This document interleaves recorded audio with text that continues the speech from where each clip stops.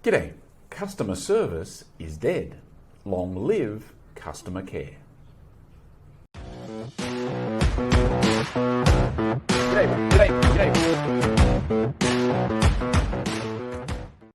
We talk a lot about customer service and the importance of customer touchpoints, those places where a customer comes into contact with your brand, your product or your service. But the problem with those touchpoints is, firstly, there's a lot of them, and secondly, you don't always have control over them. For example, if I'm coming into contact with your product through a distributor, you don't necessarily totally control that relationship or that transaction.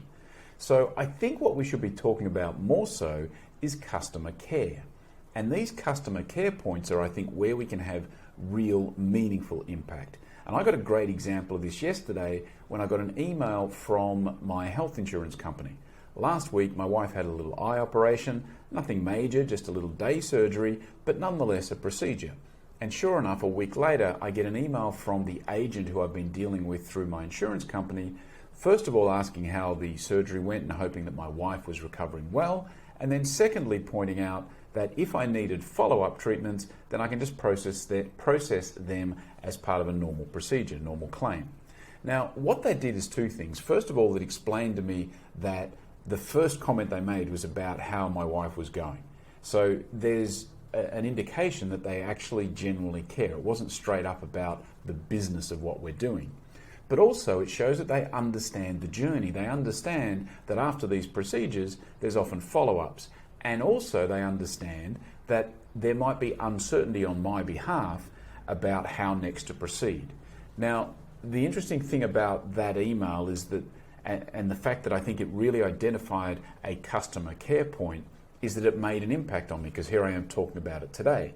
Now, they dropped the ball, to be fair, when they could have identified another customer care point, which would have been, say, 24 hours before the operation.